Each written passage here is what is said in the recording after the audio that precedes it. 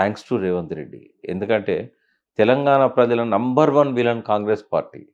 అప్పుడు, ఇప్పుడు, ఎప్పుడు. ఆ పార్టీకి చివరి ముఖ్యమంత్రిగా, ఆ పార్టీని నామరూపాలు లేకుండా పాతాళంలోకి పాతిపెట్టడానికి వచ్చిన నాయకుడు రేవంత్ రెడ్డి. ఆయనకు థాంక్స్ చెప్తున్నా నేను. ఈ పార్టీని లేకుండా చేయాలి తెలంగాణ గడ్డ మీకెళ్ళి. అది ఎవరో చేయాల్సిన అవసరం లేదు. అది చేయడానికి రేవంత్ రెడ్డి ఒక్కడే సమర్థుడు. ఆయన 100% ఆ పాత్ర నిర్వహిస్తున్నాడు.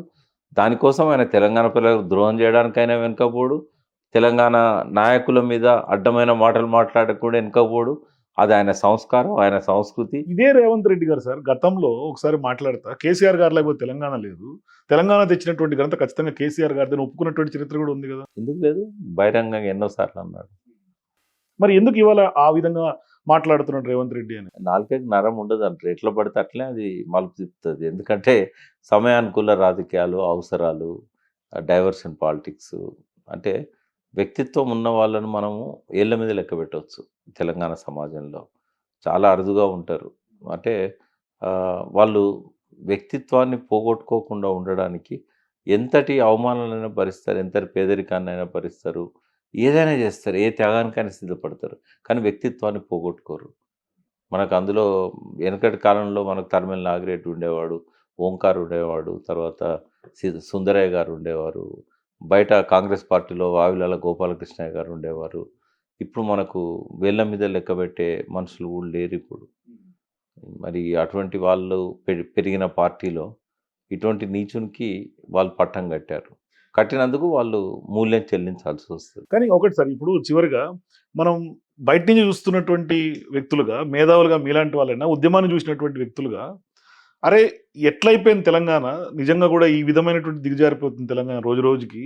మరి ఇన్ని అవమానాలు ఎదుర్కొంటున్నటువంటి కేసీఆర్ గారు ఒకప్పుడు ఉద్యమాన్ని నడిపినటువంటి చరిత్ర. ఆయన డిసెంబర్ 9 ప్రకటన కంటే ముందు ఆయన దీక్షతోటే అంకురార్పణం పడింది.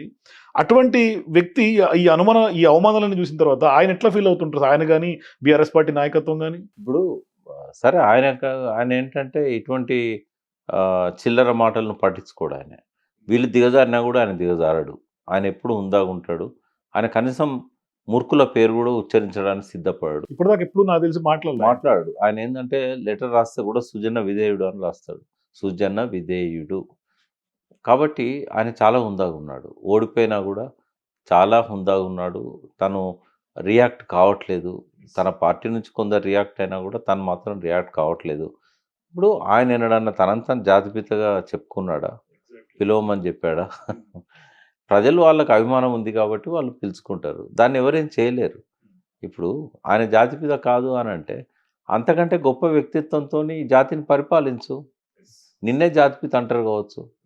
ఒకవేళ అదేది చేతగాక ప్రజలను ఇంకా అధోగతి పాలు చేస్తూ ఆర్థిక ప్రగతిని తిరోగమన దిశలో కాగ్ చెప్పినట్టుగా ఆర్థిక ప్రగతిని తిరోగమన దిశ పట్టిస్తే నేను జాతి ద్రోహి అంటారు తప్ప ఆయన జాతిపిత అవుతాడా కాడా నెక్స్ట్ టర్మ్లో ప్రజలు డిసైడ్ చేస్తారు.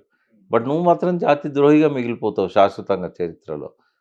జాతికే ద్రోహం చేయట్లేదు నువ్వు. నిన్ను ఎత్తుకొని ఆకాశంలోకి ఎత్తుకొని నిన్న కనకపు సింహాసనం మీద కూర్చోబెట్టిన ఆ పార్టీకి కూడా నువ్వు ద్రోహం చేస్తున్నావు.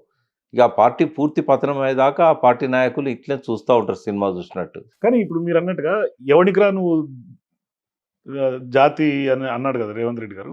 కానీ ఆయన అన్నంత మాత్రాన చరిత్ర నిజంగా చెరిగిపోద్దా సార్? తుడిచిపెట్టిపోద్దా? అట్లా ఎంతోమంది మూర్ఖులు కాలగర్భంలో కలిసిపోయారు. చరిత్ర ఎందుకు పోతుంది?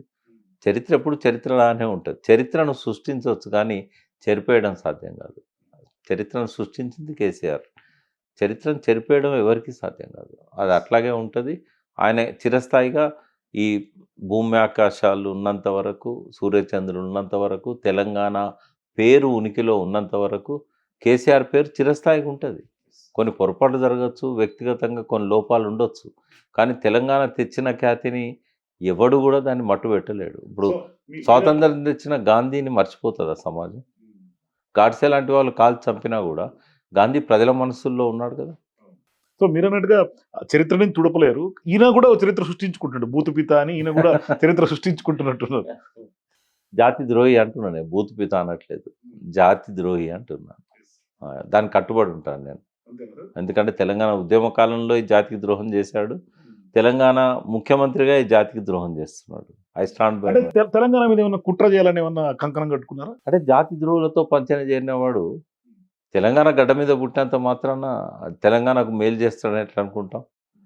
జాతి ద్రోహుల పంచన చేరాడు. జాతి ద్రోహులతోనే పైకొచ్చాడు. జాతి ద్రోహులకే ఊడిగం చేస్తాడు. ఇక్కడ తెలంగాణ కృష్ణా, గోదావరి వనరులన్నీ కూడా జలవనరులన్నీ తరలిపోతున్నాయి. తెలంగాణ అస్తిత్వం మాయమైపోతున్నది. తెలంగాణ అస్తిత్వ ప్రతీకలను కావాలని మాయం చేస్తున్నారు ఉత్తర్వుల ద్వారా. ఇంకా ఇన్ని జరుగుతున్నా కూడా ఎట్లా జాతిద్రోహి అనకపోతే ఆయన కిరీటం పెడతామా? ముఖ్యమంత్రి అయినంత మాత్రాన గౌరవించాలని రూల్ ఏం లేదు. ప్రజల మనసులను గెలుచుకుంటే గౌరవిస్తాం తప్పకుండా. ఒక మంచి పనైనా చేస్తే తప్పకుండా కీర్తిస్తాం. కానీ ఈ చరిత్ర మొత్తం హీన చరిత్ర. అటువంటప్పుడు చరిత్ర హీనుడిగానే చూస్తాం. జాతి ద్రోహిగానే చూస్తాం.